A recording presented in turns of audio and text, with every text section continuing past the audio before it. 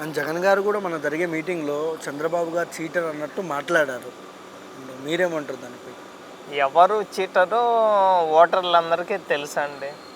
ఎవరి మీద తప్పుడు కేసులు ఉన్నాయో, ఎవరు తండ్రిని చంపారో, ఎవరు బాబాయిని చంపారు, ఎవరు ఇట్లాగా మొత్తం గులకరాయి డ్రామా కానీ, కోడికత్తి డ్రామా కానీ ఇవన్నీ తెలుసు. రాష్ట్రం ఈ 5 సంవత్సరాలు ఏం జరిగిందా అనేది విదేశాల్లో ఉన్న యువతకి కూడా తెలుసు.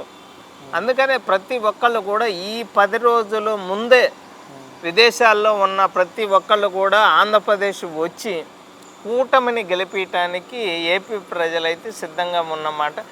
ఏపీ ఎలక్షన్స్ కోసం ఇప్పుడు పక్క రాష్ట్రాలు ఎదురు చూస్తున్నాయి, పందాలు కాసుకుంటున్నారు లక్షల్లో కోట్లల్లో.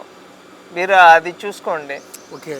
అండ్ అంటే ఇంతకుముందు చిన్న కామెంట్ చేస్తాను జగన్ గారిని, అంటే విరుచుకు పడే వాళ్ళు ఉన్న మంత్రులు ఎమ్మెల్యేలు రోజా కానీ వచ్చి కొడాలి నాని అండి వీళ్ళందరూ అట్ సేమ్ టైం ఇప్పుడు చూసినట్టయితే వాళ్ళు ఏం మాట్లాడుకున్నారు, వాళ్ళు తక్కువ మాట్లాడుతున్నారు. ఎక్కడ చూసినా జగన్ మాటనే వినిపిస్తున్నాయి. ఎందుకంటారు?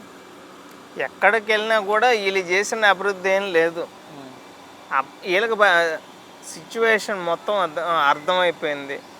ఈసారి టీడీపీ పార్టీ అధికారంలోకి వస్తుంది.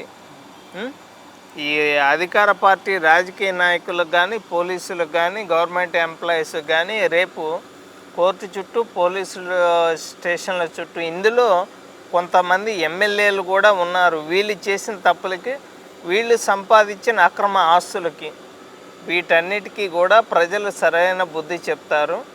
దీనికి జూన్ 4 దాకా ఆగాలి అని చెప్పి మేమైతే చెప్పగలం. ఓకే. ఒక్క ముక్కలో వైసీపీ పాలన గురించి ఏం చెప్తారు? 0 గుండు 0, ఏమీ లేదు. ఈసారి అధికారంలోకి వస్తే ఈ తినటానికి ఇది కూడా ఉండదు. అది ఓకే.